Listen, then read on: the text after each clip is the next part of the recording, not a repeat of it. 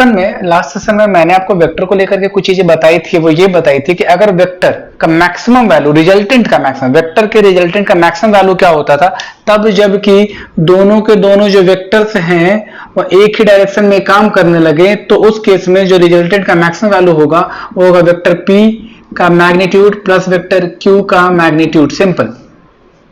और दो वेक्टर्स का मिनिमम वैल्यू मैग्नीट्यूड का यानी रिजल्टेंट का जो मिनिमम वैल्यू होगा तब जबकि दोनों वेक्टर एक दूसरे के विरोध में काम करने लगे, हाँ कि ना। इसका मतलब है इन दोनों को अगर मैं कंबाइन करके लिखना चाहूं तो मैं लिखूंगा simply the value of R is lies from vector P का मॉड प्लस Q का मॉड, ऐसा और फिर ऐसा, ये हो गया vector P minus vector Q। क्या ये बात आपको समझ में आती है या नहीं आ रही, जल्दी मुझे बताओ। दो वेक्टर्स अगर एक ही डायरेक्शन में जुड़ेंगे, दो वेक्टर्स अगर एक ही डायरेक्शन में जुड़ेंगे है ना,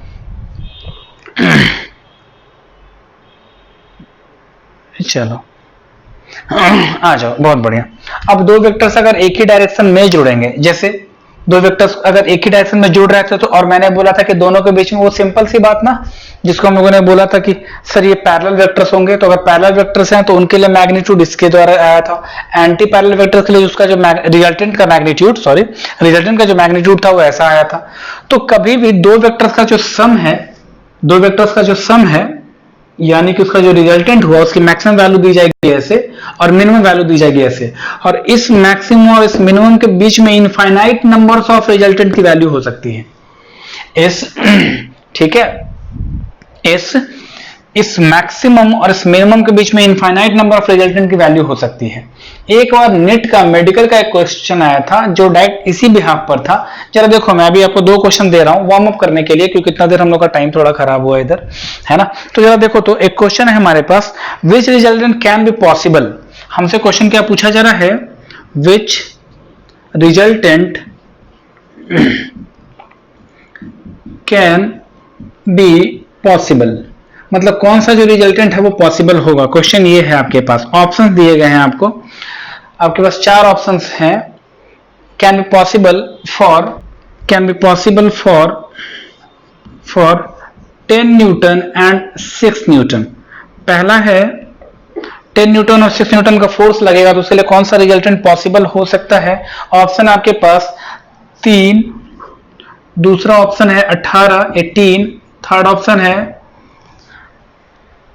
है 10 और फोर्थ ऑप्शन है 1 न्यूटन। सब न्यूटन में ही होगा, ऑब्वियस सी बात है, फिजिकल क्वांटिटी तो वही फोर्स रहने वाली है। तो खैर अब जरा देखो, तो हाँ सभी लोग देखिए यहाँ पर, तो अब जरा देखो, तो ये क्वेश्चन है which resultant can be possible for 10 newton और 6 न्यूटन। तो इन 10 न्यूटन और 6 न्यूटन का जो है वो रिजल्टेंट की पॉसिबिलिटी पर हमसे क्वेश्चन पूछा गया है। तो जरा देखो, तो इस वेक्टर के द्वारा जो रिजल्टेंट की जो मैक्सिमम वैल्यू होगी वो किससे दी जाएगी, इन दोनों के जोड़ से। मतलब रिजल्टेंट का जो मैक्सिमम वैल्यू होगा वो होगा 10 + 6 मतलब 16 न्यूटन, और रिजल्टेंट का जो मिनिमम वैल्यू होगा वो दिया जाएगा 10 - 6 = 4 न्यूटन। मतलब ये कहने का कि जो रिजल्टेंट की जो वैल्यू है वो 4 न्यूटन से लेकर के 16 न्यूटन तक कहीं भी कुछ भी हो सकती है। तो जरा देखो, तो इस रेंज में 3 वाला है, नहीं है, क्या 18 है, नहीं है, क्या 10 है, यस सर है, क्या 1 है, नहीं है। इसका मतलब ये है कि इसका आंसर होगा 10 न्यूटन। क्या ये मेरी बात समझ में आई है ना। हाँ, तो बहुत बढ़िया, 18 वाला नहीं होगा अनुराग, है ना, ठीक है, इसका 10 आंसर आने वाला है। जो फील आया होगा आपको, क्योंकि जो रिजल्टेंट का जो मैक्सिमम वैल्यू 16 हो सकता है और जो मिनिमम में 4 हो सकता है, मतलब 4 से 16 के बीच में इनफाइनाइट नंबर ऑफ वैल्यू जितनी हो सकती है सब रिजल्टेंट की वैल्यू हो सकती है, बट 4 से नीचे और 16 के ऊपर बिल्कुल कोई वैल्यू पॉसिबल नहीं है रिजल्टेंट के लिए। ठीक है, चलो बहुत बढ़िया, एक क्वेश्चन और कर लेते हैं। वो क्वेश्चन ऐसा ही है, बट इस वाले में हम लोगों ने लिखा क्या है, बस इस वाले में लिखा है कैन की जगह पर कैन नॉट। कैन की जगह क्या लिख दिया है, can not be possible. Can not be possible for, same है 10 न्यूटन एंड 6 न्यूटन फोर्सेस। इसके लिए कौन सा वैल्यू जो है पॉसिबल नहीं है। ठीक है, बहुत बढ़िया, आप सभी ने बताया, बहुत अच्छी बात है, सबको समझ में आ रहा है, काफी अच्छी बात है। चलो, इसके ऑप्शन है आपके पास, पहला है 4 न्यूटन, दूसरा है 16 न्यूटन, तीसरा है 10 न्यूटन और फोर्थ है 1 न्यूटन। ठीक है, तो बोला जा रहा है which resultant can not be possible for 10 newton and 6 newton. फिर से भाई क्वेश्चन चाहे जितना भी घुमा के पूछे बट उसके फॉर्मेट तो यहीं से आने वाला है जो नहीं है पॉसिबल। तो चलो देखो, तो क्या 4 पॉसिबल है? यस सर है। क्या 16 पॉसिबल है? यस सर है। क्या 10 पॉसिबल है? यस सर है, क्योंकि ये 4 और 16 के बीच में आता है। बट क्या 1 न्यूटन पॉसिबल है? नहीं। तो which can not be possible, जो कि संभव नहीं है। तो इसका आंसर कितना आने वाला है? 1 न्यूटन आने वाला है। इस बार किसी का मैसेज अच्छा थोड़ी देर बाद आएगा ना शायद। ठीक है, बहुत बढ़िया। हाँ हाँ, बहुत बढ़िया। तो इस वाले में ऑप्शन है 1 न्यूटन का। ठीक है, तो ये फॉर्मेट्स, ऐसे क्वेश्चंस आपके माइंड में इस तरह से दिमाग में भी रहना चाहिए। और तुम लोग चूंकि काफी अच्छा, बहुत बढ़िया बहुत बढ़िया, सभी का जवाब सही है।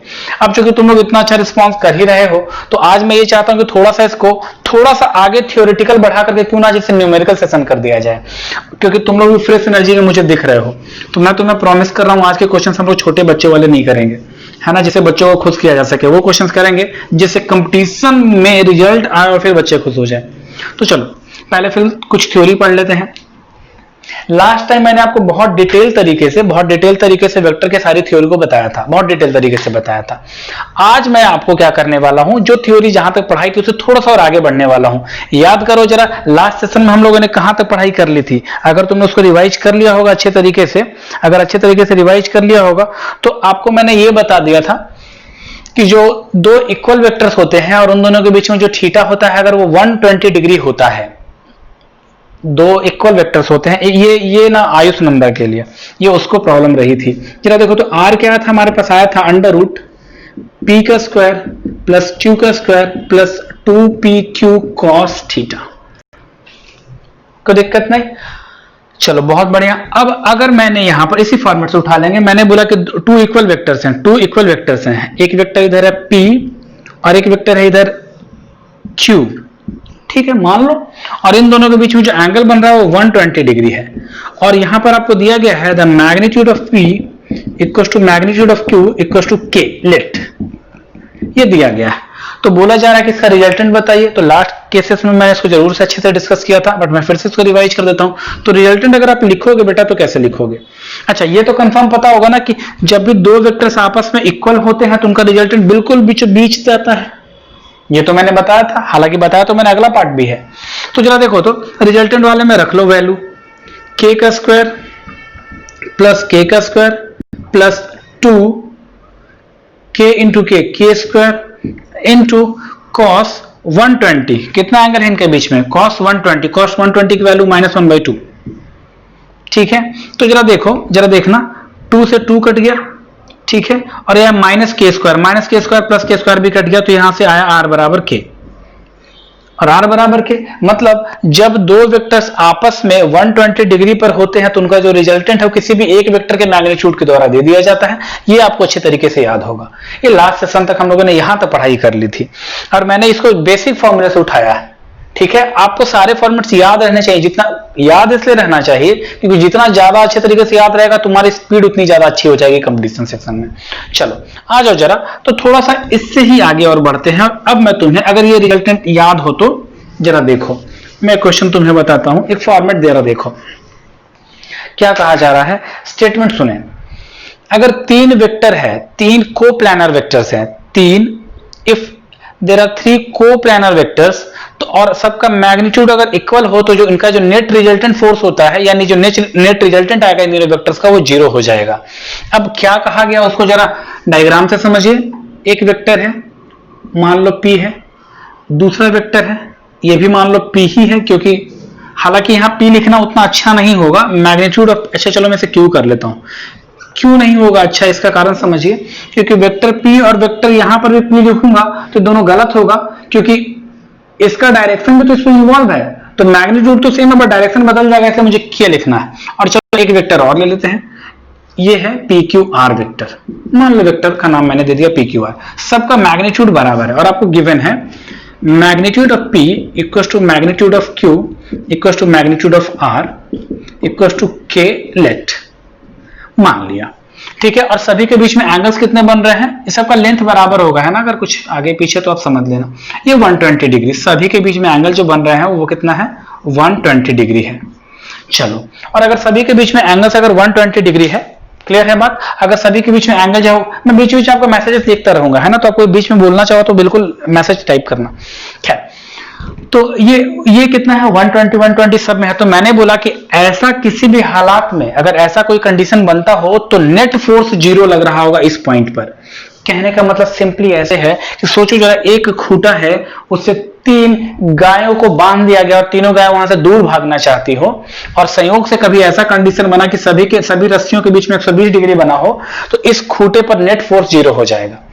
अब तुम्हारा दिमाग ये कहेगा कि सर इससे मान ले या समझ ले, तो मैं बोलूंगा समझ लो। अब जरा देखना, बिल्कुल समझना। अच्छा एक बात मुझे बताओ, इसका मैग्नीट्यूड और इसका मैग्नीट्यूड इक्वल है, तो इन दोनों का जो रिजल्टेंट आएगा बिल्कुल बीचों बीच आएगा। अरे बोलो हाँ कि ना? ठीक है, बिल्कुल बीचों बीच आएगा। ठीक, और वो कितना होगा? चूंकि दो वेक्टर्स, इसको भूल जाओ अभी, तो दो वेक्टर्स, जब दो वेक्टर्स आपस में इक्वल मैग्नीट्यूड के हों और उनके बीच में 120 डिग्री बन रहा हो, तो जो रिजल्टेंट होता है वो किसी भी एक वेक्टर की मैग्नीट्यूड मतलब के द्वारा दिया जाता है। तो सोचो बिल्कुल बीचों बीच, जरा देखो तो ये के है और ये भी क्या था, रिजल्टेंट, इसका भी तो मैग्नीट्यूड के ही था, इसका मैग्नीट्यूड भी के ही था, तो के इधर और के इधर, यानी नेट फोर्स हो गया 0। क्लियर बात? समझ में आया क्या ये चीज आपको? ये समझ में आया क्या सभी को? चलो ये बात समझ में आया। अब इसको थोड़ा दूसरे तरीके से देखो। सर आपने ऐसा किया, अब मैं उसको ऐसा ना करके ऐसे कर लेता, ये वाला वेक्टर और ये वाला वेक्टर को दोनों के बीच में एंगल कितना बनना है, 120, और चूंकि दोनों की मैग्नीट्यूड बराबर है तो जो रिजल्टेंट आएगा बिल्कुल बीचों बीच आएगा।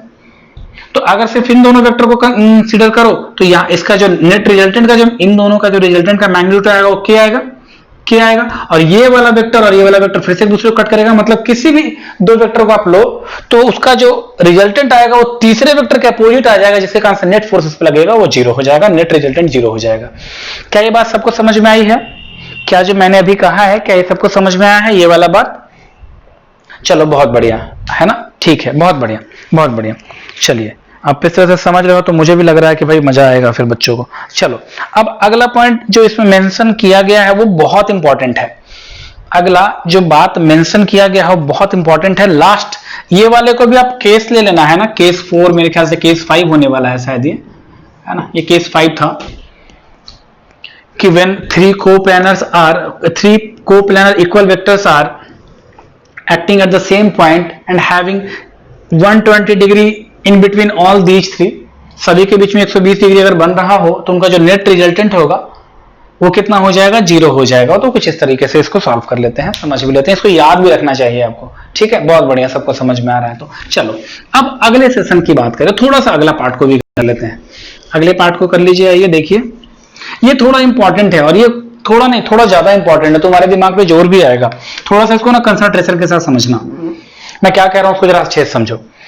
बोला जा रहा है कि अगर मान लो कोई एक ऐसा कंडीशन हो, मान लीजिए कि कोई ऐसा कंडीशन हो जिसमें ऐसे दो वेक्टर्स हम लोग बनाते थे ना, याद करो, पैरेललोग्राम रूल बनाने के वक्त में ये वेक्टर P हुआ करता था इन जनरल, ये Q हुआ करता था, और इसका रिजल्टेंट इनके बीच में कहीं मतलब ऐसे ही, मतलब फिक्स नहीं है कि बिल्कुल बीचों बीच, मतलब कहीं इनके बीच में मिला करता था।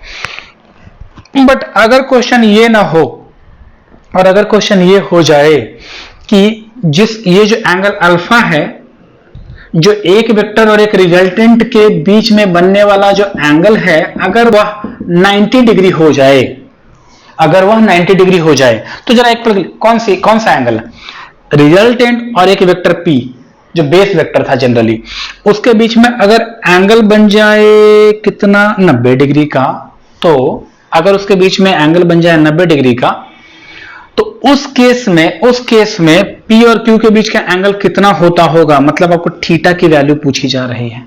फिर से सुनो, if the angle between the one vector and the resultant becomes 90 degree, then what will be the angle between the two vectors, that is what is the value of theta। हमसे थीटा की value पूछी जा रही है, और अगर आपसे theta की वैल्यू पूछी जा रही है तो ये केस 3 से 4 बार क्वेश्चन पूछा जा चुका है इस पर, और मैं आज आपको एक दो न्यूमेरिकल भी इस पे बताऊंगा जो काफी अच्छे लेवल का हो जाता है वेक्टर का। छोटे मोटे वेक्टर से एक वेक्टर 3 है, एक 4 है, दोनों के बीच में 90 डिग्री बन रहा है, रिजल्टेंट 5 होगा, ये तो तुम भी कर लोगे। लेकिन कुछ अच्छे क्वेश्चंस की बात करें, क्या ये मेरा क्वेश्चन समझ में आया, क्या ये मेरा पार्ट समझ में आया? तो चलो अब इसको सॉल्व करेंगे। एक पल के लिए सोचो जरा, अगर दो वेक्टर्स के बीच में, सुनना, if theta is acute, if theta is acute, तो क्या अगर थीटा एक्यूट है मतलब ये जो है वो लेस देन 90 डिग्री है, if theta is less than 90 degree, तो क्या यह पॉसिबिलिटी है, क्या यह पॉसिबिलिटी है कि अल्फा जो है वो 90 डिग्री होगा? नहीं, नॉट पॉसिबल, क्योंकि अगर थीटा ये है तो अल्फा मतलब रिजल्टेंट वाला एंगल, तो इसके लिए तो रिजल्टेंट को यहां से यहां जाना पड़ेगा, रिजल्टेंट ऐसे होगा। ये हमेशा याद रखना कि दो वेक्टर का जो रिजल्टेंट है हमेशा इन्हीं दोनों के बीच में कहीं होगा। तो इस केस को अगर फॉलो करोगे, अगर थीटा लेस देन 90 डिग्री है तो अल्फा कभी भी 90 नहीं हो सकता, संभव ही नहीं है, हमेशा उसे थीटा से तो छोटा होना पड़ेगा। इसका मतलब ये है कि इस केस में थीटा को क्या होना चाहिए, it means then theta must be what, must be obtuse. ठीक है, थीटा को इस केस में क्या होना चाहिए, ऑब्ट्यूज ही होना चाहिए, theta must be greater than 90 degree. हाँ कि ना? क्या ये बात समझ में सबको आ रही है? क्या जो मैंने कहा है क्या ये बात सबको समझ में आ रहा है? ये केस समझो जरा, बहुत इंपॉर्टेंट केस है ये। अगर अल्फा की वैल्यू 90 डिग्री होगी तो थीटा की वैल्यू से ज्यादा होगी, मतलब ऑब्ट्यूज एंगल बनेगा। तो जो डायग्राम आप शुरू से अपनी आंखों में बना के बैठे थे कि ऐसा बनता है कुछ, कोई जरूरी तो नहीं है, और मैंने ऐसे एक पार्ट को आपको बताया भी था, तो उसके लिए डायग्राम कैसा बनेगा जरा देखो, उसके लिए क्या डायग्राम बनता है देखिए चलो। उसके लिए जो डायग्राम बनता है वो कुछ ऐसा होगा, ऐसा कुछ, एक वेक्टर ये, एक वेक्टर ये वेक्टर हो जाएगा P, एक वेक्टर हो जाएगा Q, और ये एंगल होगा पूरा थीटा। और अब आपको इसमें रिजल्टेंट कहीं मिलना चाहिए, तो रिजल्टेंट वेक्टर है ये वाला कुछ ऐसा,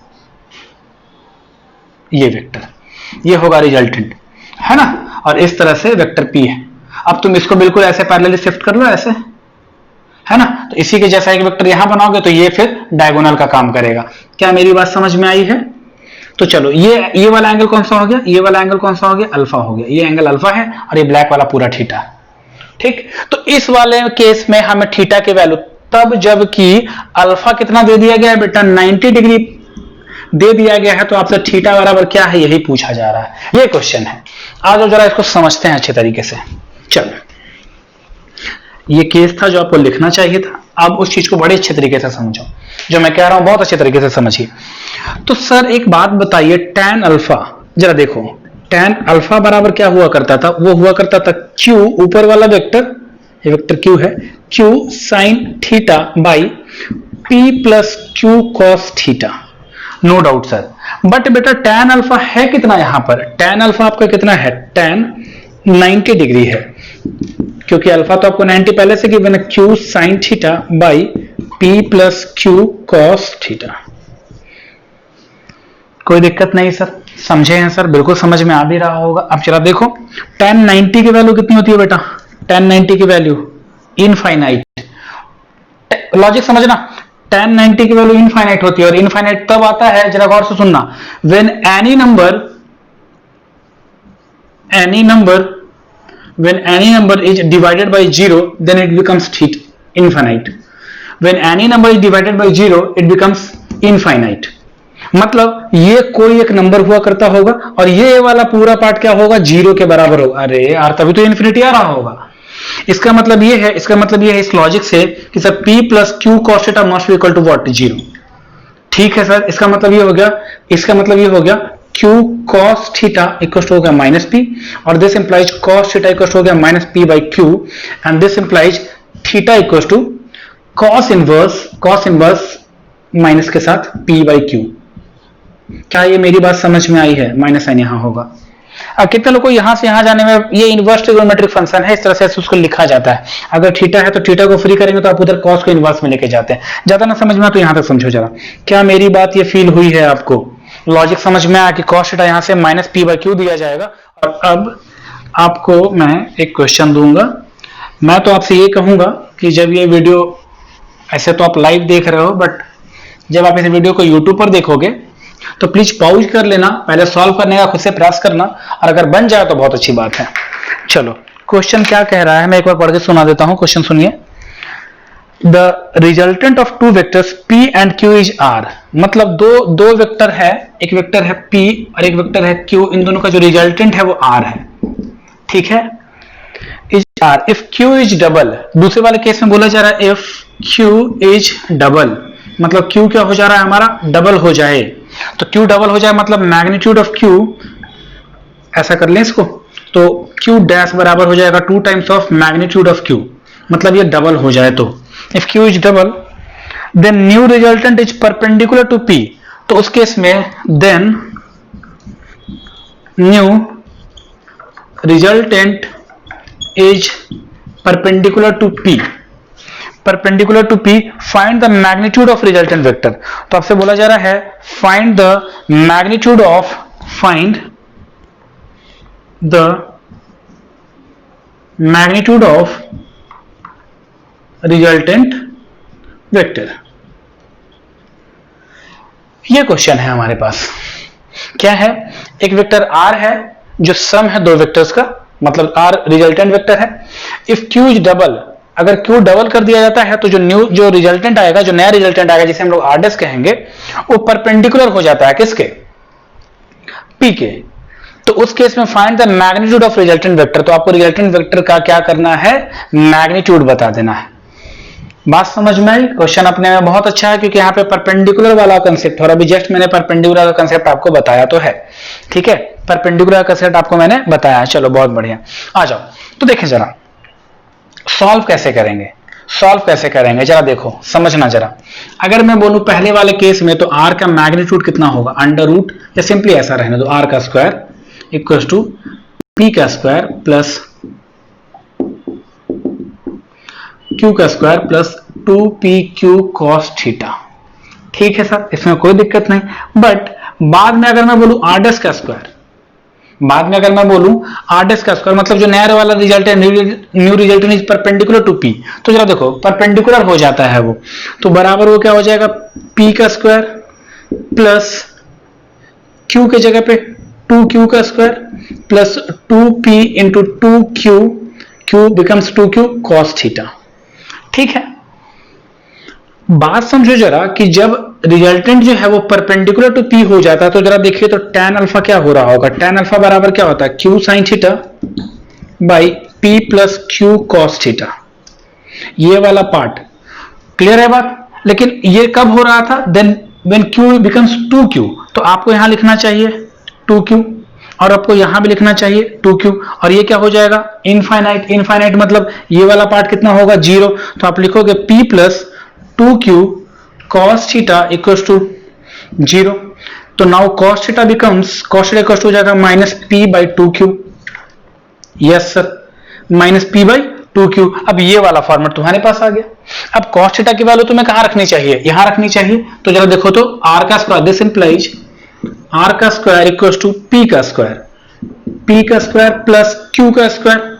जरा देखो Q का स्क्वायर प्लस 2PQ।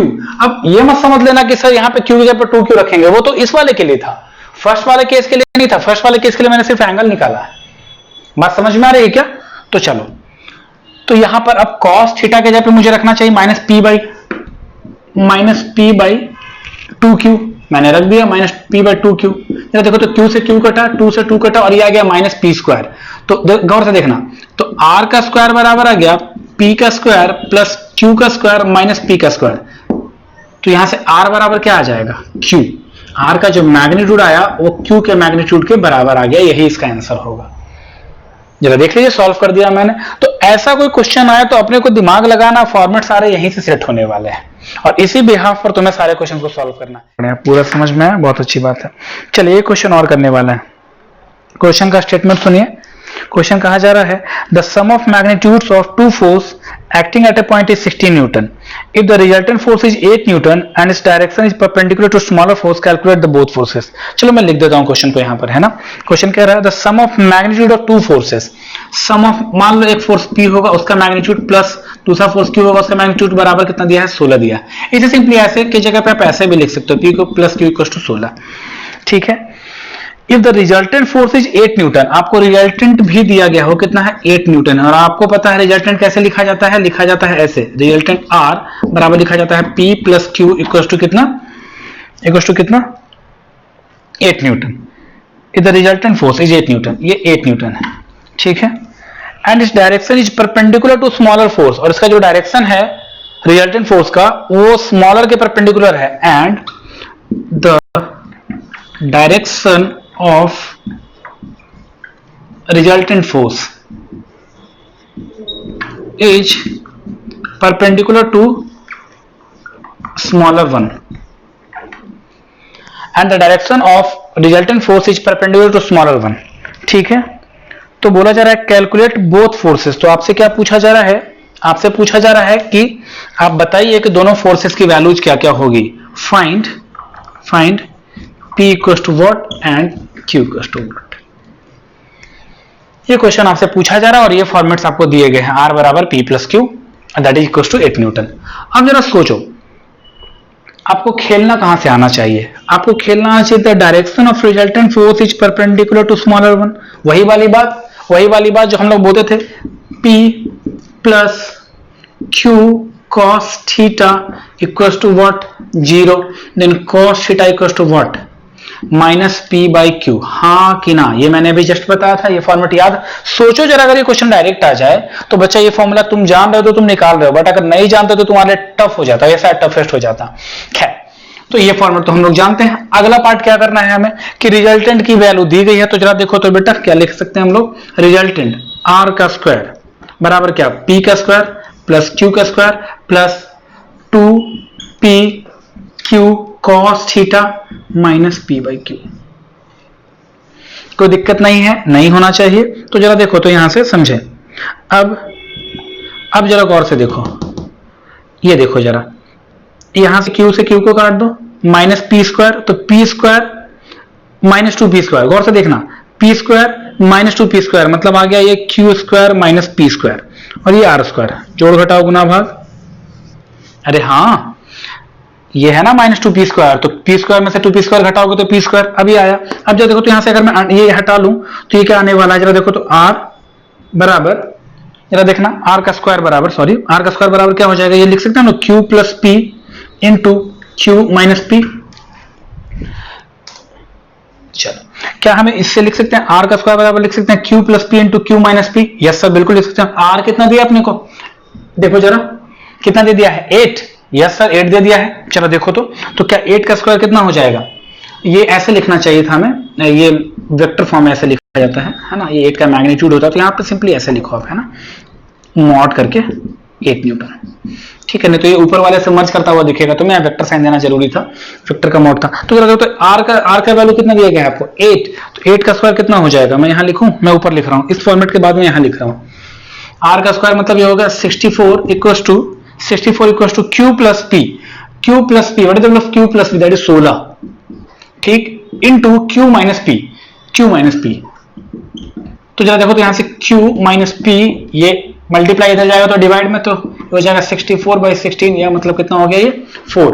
तो Q minus P equal to 4, और कहां दिया था ये Q plus P equal to 16, minus से माइनस P को कट कर लो तो ये आया कितना, 2Q इक्वल टू कितना 20, then Q equal to what 10। तो Q जब 10 आ